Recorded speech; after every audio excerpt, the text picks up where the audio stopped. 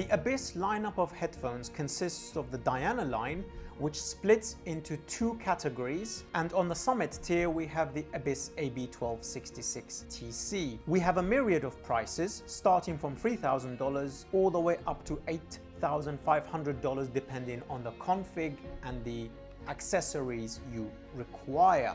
This is the higher tier of the Diana line that we are reviewing today, the Diana DZ for the Americans and DZ for us lot on this side of the pond. This has gone through some changes over the years. We started with the Diana Phi originally, then the Diana TC.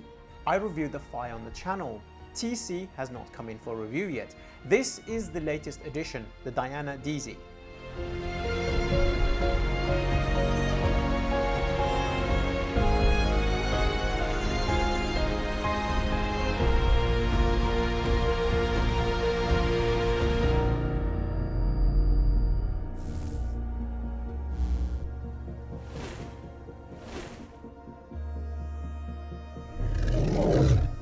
Coming in at around $4,000 or £4,000 in the UK, check down below for all the latest pricing. This sits firmly in the flagship category of headphones where Lcd5, Focal Utopia 2022, even Susvara OGs, and a myriad of other headphones sit these days.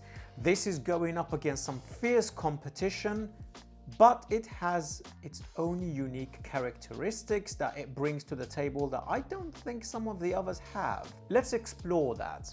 But to confirm and reaffirm, this is definitely a flagship headphone. When you are considering this headphone, you should be thinking of the Lcd5 Utopia 2022 Susvara category of headphones.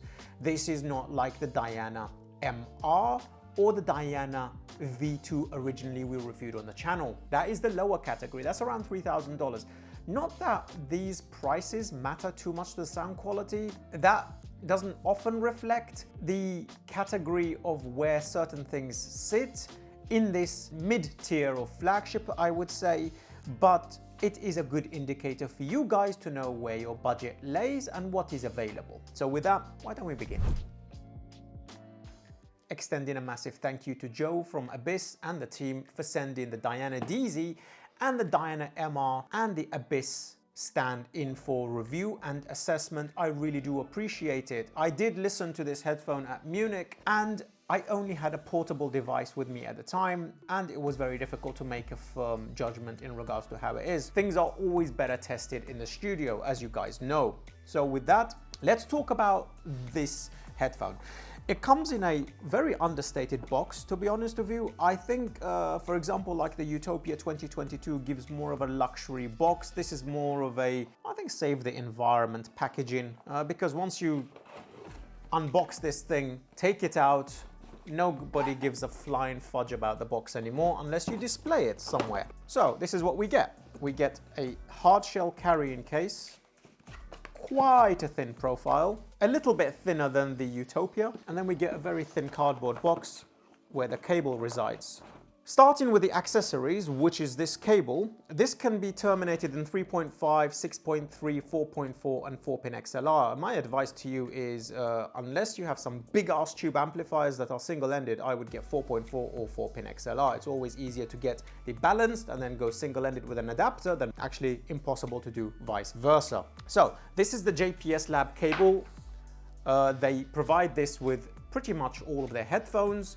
And you can also upscale the cable to the superconductor cable at a higher price category, which actually changes the tonality of the headphones themselves a little bit, especially with the Abyss AB1266TC.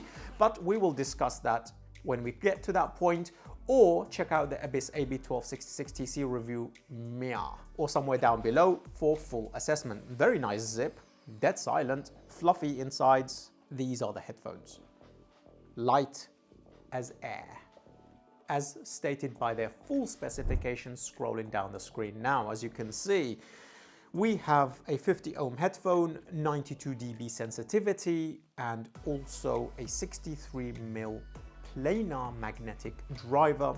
This is quite a nice case. I like this. This is very good for a backpack. With the choice of pad you choose, it goes up to about 370 grams. These are very, very light headphones. This pad is constructed of a dual material here, obviously with this mesh behind it as well to cover the drivers. This is velour, very fluffy, and this one is leather, smelling like Italian shoes. Let's look at the driver itself. This is probably the thinnest profile driver and baffle I have seen in a long, long time. This is consistent with the Diana line of headphones. Look at that tiny little frame. That's holding a 60mm planar magnetic driver, and it's kind of insane. When you put the pad on it, the actual, look at that. The way the baffle does not stick out and slimline profile sticks to the head is kind of astonishing. I love that. Well done for thinking about ergonomics like that. I mean, obviously the 1266 TC is a much bigger headphone, but look at that. The pads on this are vented, and not only that, this is a complete open back design with this beautiful laser etched design. You can have these inlays in different exotic materials such as forged carbon or abalone. Abalone, maybe that's how you pronounce it. I've no idea. The bottom of the baffle obviously has the connection for the 2.5 pin connection for the cable itself.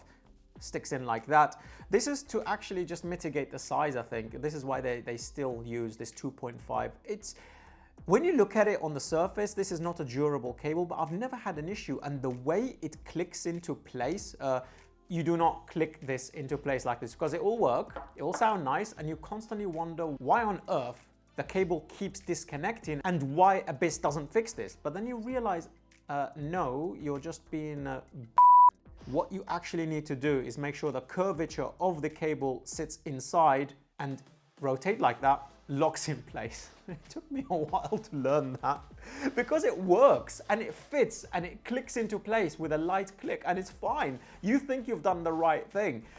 No, you actually have to rotate it, make sure the perfect curvature and the right aspect of the 2.5 pin sits in place so it locks into place and it clicks and it's extremely firm. I might have yelled about this in the Diana V2 review 2.5 years ago. I'm sorry. I think that might have been my fault. But like this, and it just goes click. That's it. You can't disconnect it. So yeah, you definitely get a pass from me and an apology at the same time for the Diana V2. Wonderful. Magnetic adjustability, extremely clicky, extremely satisfying.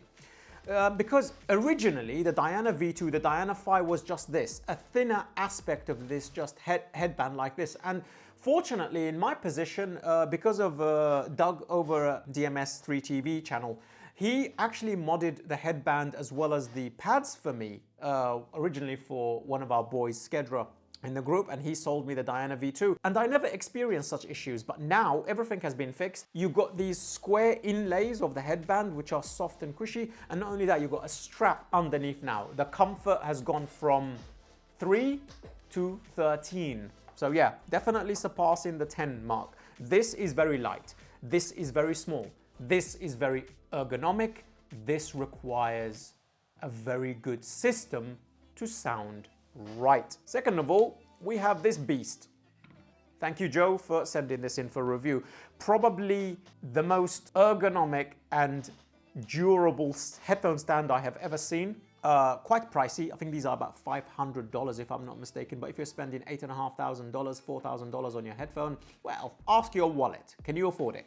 What's really good about this is that you can very lightly place the headphone like this without even thinking about it. So it becomes muscle memory. I like that. You can't knock this over. You can't knock it with your elbow like this. I've tried many times accidentally like this. You can't knock this thing over. This weighs a lot. I would say 4 kilograms or so. Full specification. Scrolling down the screen, honestly, I can't remember off the top of my head. This beautiful design is one of them ones that you can actually even place 2 pads on here. All right, what do I wish this had different? I think I would like some kind of hook at the back of the bar so that you can like rotate this around it and just place it on top. That would be nice. Like one hook on each side at the back of the unit. Let me show you like this. here and here, like sort of stick out like this and go back up again so you can hook it around it. That would have been nice, I think. Or I don't know how they would have shaped this to actually put the cable on the bottom part. It might have looked ugly. So I'm not too fond of that, changing this aspect of it. This is really nice, but maybe just the hooks at the back would have been nice for the next iteration, I suppose. But yes, this is very ergonomic. It holds the headphones very, very nicely. With that, let's talk about some other interesting things on the table. I've got 3 sets of pads for this unit. Obviously, the stock hybrid, these ported leather ones, and also I have some for the Diana MR, which I've tried on it. They're velour, which is over there, which I'll bring onto the table in a minute, and its counterpart ported leather one as well. All of the links will be down below. They're pretty much like the hybrid, but full solid leather, gaps here and here. The magnets that holds the pads together these days are genuinely a lot softer, which basically means when we take the headphone like this, put it down, disconnect it, it's firm without being forceful like the TC, which basically means you're not going to rip the glue and the pad off of the back. Thank you for that. It was actually very, very much necessary. For the portable use case, we have tested it with the Luxury and Precision P6 Pro, which is sadly not here at the moment, the Hugo 2 and To Go here, and the Q-Style CMA 18 Portable. But that is for portable use case, and there are caveats which we will discuss in the sound section. On the reference systems, this unit I think has been through more things than anything else in the last 2 or 3 months. Let's start with DACs. Lampezzata Horizon 360. Video here or down below. The Poseidon DAC.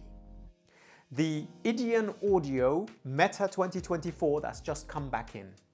The Summit of Summit tier DACs. The Cyan 2, the Wandler in the lower categories, and I think the Hollow Audio might have been here at the same time too. Amplifiers. Topin A90 for the lower categories. KN HA2A, oh yes, the iDAC tube DAC from KN as well. The HA2A tube amplifier for the lower categories. The Ferrum Ore and the Bliss for the mid-tier categories. Sale HM1 for the higher categories, and then the Summit of Summit tier units. WA33 JPS Elite, which actually Abyss recommends. The Amp & Sound Red October XL, by my feet because it's 50 kilograms and my desk won't support it. The Soul HA170, the KT170 tube-based amplifier that they've just released. That's on the back of the studio over there behind the camera, and everything else that's been here. This unit has gone through its paces, from portable to big amps and big DACs. What is the takeaway? The takeaway is this is a flagship headphone. You will get good enough sound on good enough equipment, but you need the Summit tier stuff to eke out the last bit of the performance, like the Susvaras, like the original Utopia, like the Lcd5. So with that, let's jump onto the sound. This is not very efficient, not like the Diana MR. This is 50 ohm and 92 dB sensitivity. Yes, you can get sound out of it on a lot of things, like I heard at Munich on my P6 Pro or this one, the Q-Style CMA 18 Portable. But what tends to happen is it needs quite a bit of current as well. It needs quite a lot of oomph. You can get the levels quite loud on cheaper stuff, it's fine. You can get a good enough experience out of solid state like the Topin A90 and Cyan 2. It's okay. I don't think you should be spending $4,000 unless that is your equipment for now until later category. Where this thing shines is from the Oran Hypsos and Wandler upwards. This headphone requires tubes.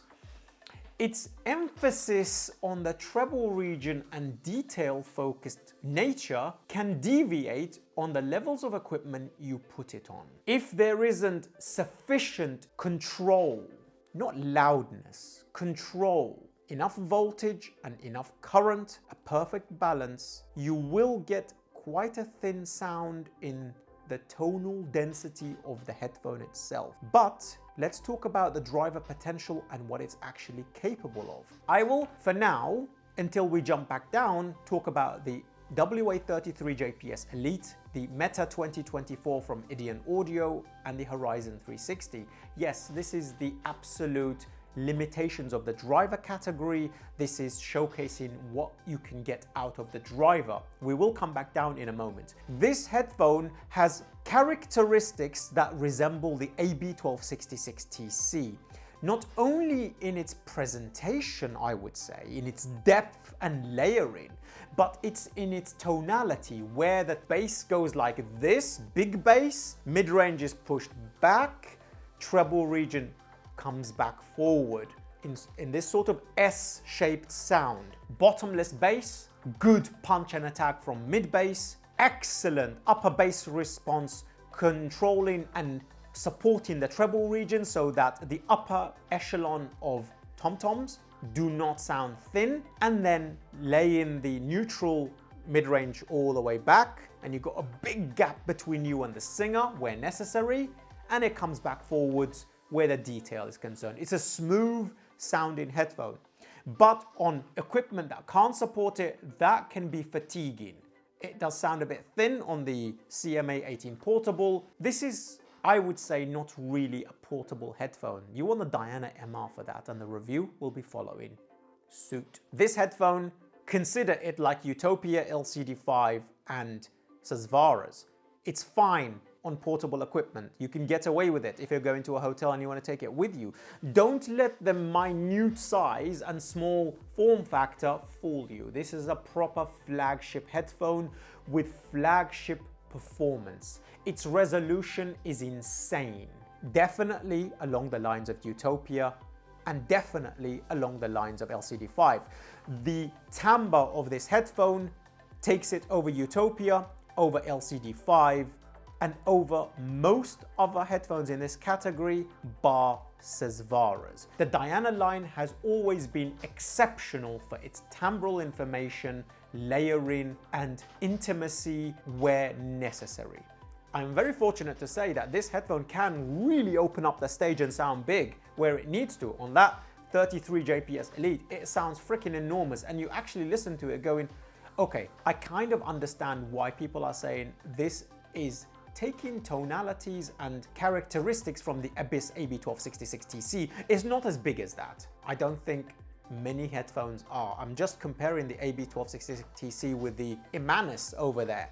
That review will be coming very shortly. For now, I would say this is the baby Abyss, and it's so light and comfortable. All day wearing, very light clamp. Listening to Hans Zimmer's Pirates of the Caribbean live in Prague 2019, going from The Dark Knight, going to Pirates of the Caribbean, listening to Inception, that low bass note rumble, you will need to make sure the headphone, the pads, seal around the ear. Let me grab another one to show you what I mean. Because it's a ported pad anyway, this one, for example, I am not talking about breaking the seal in that aspect. I'm talking about this. You need to make sure this seals properly, because if it doesn't, you do tend to get that sort of slightly disconnected phasing sort of sound for the sub bass, but that is just because the seal is not quite right around the ear. Make sure that seal is perfect. You can gently force the pads like that. I would never recommend doing this normally with the baffle, just the edge of the headphone, just the edge of the pads, gently like that, and it will seal. And that's when you get the knock from the mid bass, the sub bass extension, and you're good to go. Listening to a few tracks from Billie Eilish, either the James Bond one, all the tracks will be linked down below, or Lovely, one of my test tracks I use on the HE1 Orpheus, on the Imanis, on the Shangri-La Senior, Aperio, Susvara's, for vocal, because that vocal is really intimate. You need to be mouth to mouth with Billie.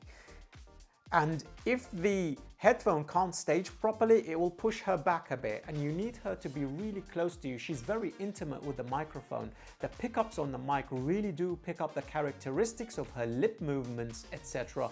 And this conveys the tactility, the textural information, and the timbral information of her voice very, very well.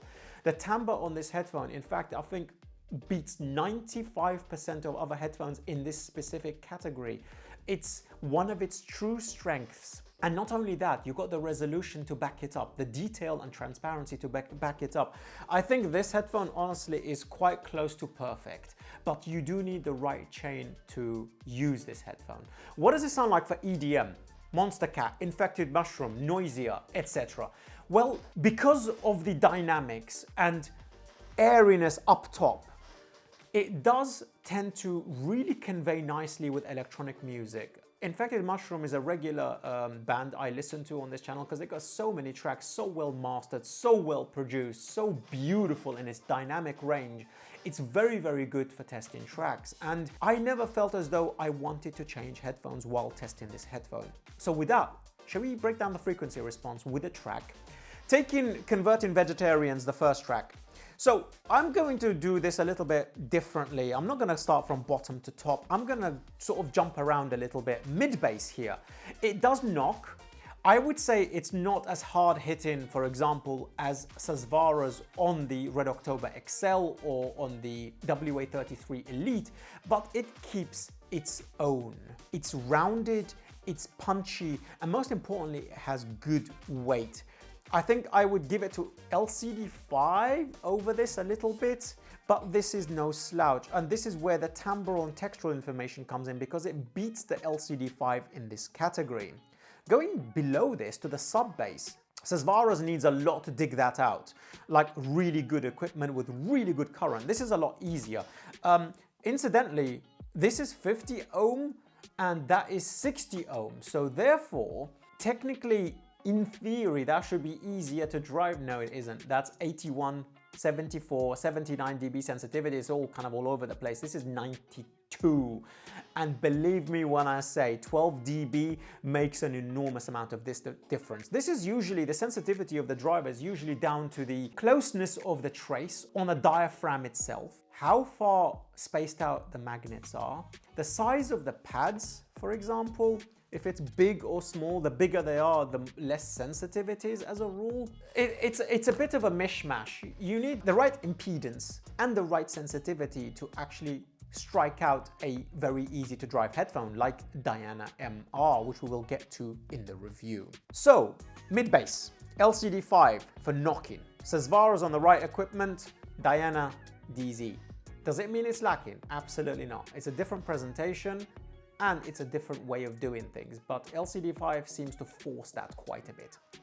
Sub bass, it does dig very, very low. You do get the rumble. You do go down to 20 Hertz easy. Absolutely no problem if your equipment can handle it nicely. You've got beautiful weight to classical tracks. You've got beautiful weight to electronic music. Climbing up to the mid bass, I think this is where all three shine truly. This headphone doesn't have any problems with a big dip in the upper bass response so that the treble region comes across too shrill on equipment that can drive it well at all. This is really good. The mid-range, we have a dip in the lower mid-range. To my ears, it just depends on the right equipment because the frequency response can change on the right equipment really. And then we have this beautiful mid-mids. Upper mids tend to come forward a little bit, but then we have certain aspects of the treble region that come forward in the lower region, and then we've got a lot of air up top. So for example, on the Amp & Sound Red October XL, this mid-range is very smoothed out. It's actually very forward, in fact. It becomes very intimate sounding, very tonally dense, good knock in the mid-bass, very good sub-bass extension, and extremely smooth laid-back treble. That's a Red October XL. On the 33 Elite JPS, it opens up. This is where it starts running after the Abyss AB1266TC. With the DAC from Ideon Audio, the Meta 2024, this thing goes wild. You got enormous up top air. You got very, very open stage, predominantly not side to side, I would say, more in its depth, so that things seem thrown away from you all the way over there rather than kind of intimate and close. So I do tend to jump amps a little bit. Tonality of the amp makes a big difference, how lifelike and how engaging it becomes. Going to the lower categories, something like the Top-In A90 and Cyan 2, you do get more of a sort of reference sound here.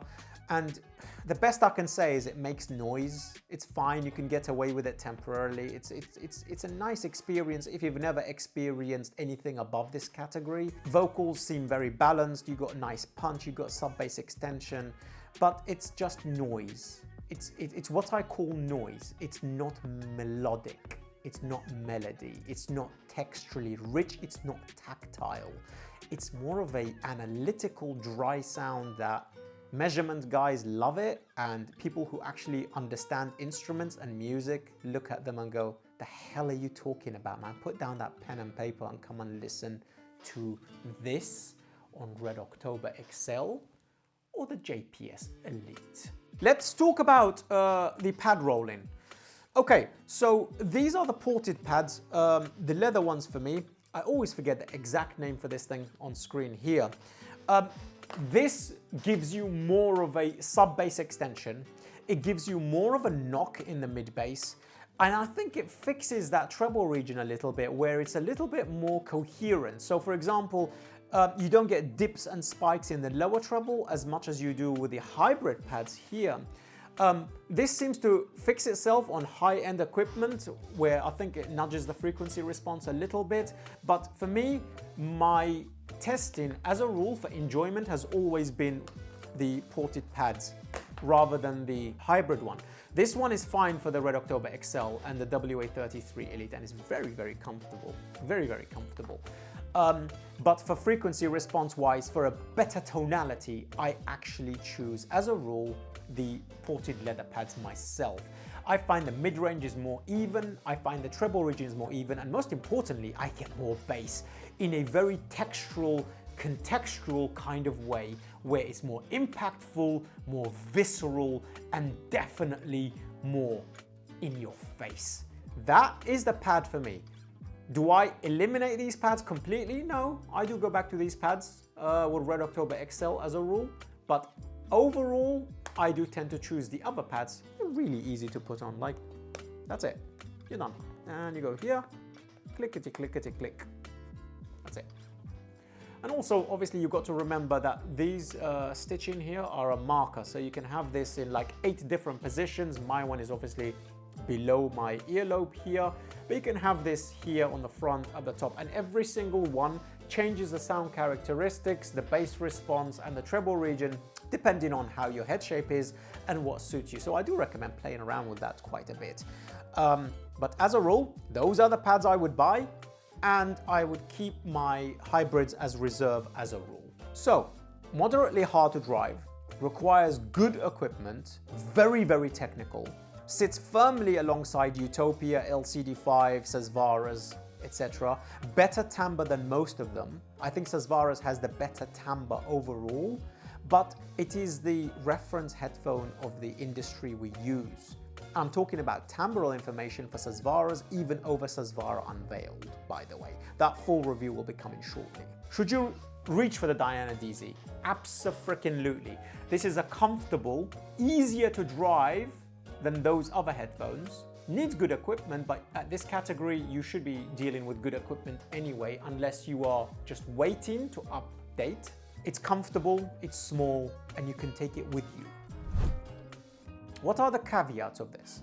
The caveats are what we mentioned, really. I would say I prefer the ported leather pads myself, because the frequency response of this hybrid pad on the lower end equipment is a bit weird. Like the upper mid-range seems to have a dip, and mid-treble seems to be dark in certain areas and really forward in others, and the upper treble tends to be overly airy, so it becomes a little fatiguing. Bass does tend to suffer a tiny bit on that lower end equipment. This is definitely a good equipment, good headphone category. Apart from that, I don't have any other complaints. You can get away with a lot of equipment, like I stated. Like on the Ferrum Ore and Hypsos, it does a very good job, but you can get more out of it. You listen to it on Bliss and May, it does a different presentation from Red October XL and WA33 JPS Elite. So it tends to swing around a bit with equipment and the tonality of the equipment. But that's my only caveat. It's not as nightmarish as, for example, Susvaras to drive. I think you can get away with a lot. You can get away with something like Hugo 2 and To Go on a very nice setup for on the go if you're in a hotel or something. I think that would be my only caveat for this. It's very limited. It's actually been well designed through and through. But when you're in this category, there are very rare headphones that require very little good source chain. I'm sorry, once you're in this category, your source chain is as important as the transducers itself. It's 33, 33, 33, as I've always been saying. So conclusion, spectacular. Would love to compare it against the Diana TC at some point to see what the upgrades have been, but until that point, full 4 Tigers out of 5 for me. Outstanding. If you like reviews such as these, consider joining Patreon, where you get to hear about these equipment and get early reviews before anyone else. On YouTube, you get to talk to me and the rest of our community, which is growing exponentially over there, and you get to ask me how to build your systems, what might be good for you, and I'll be able to get to your questions a lot quicker. Otherwise, your like, your share is all I require from you. Until the next one.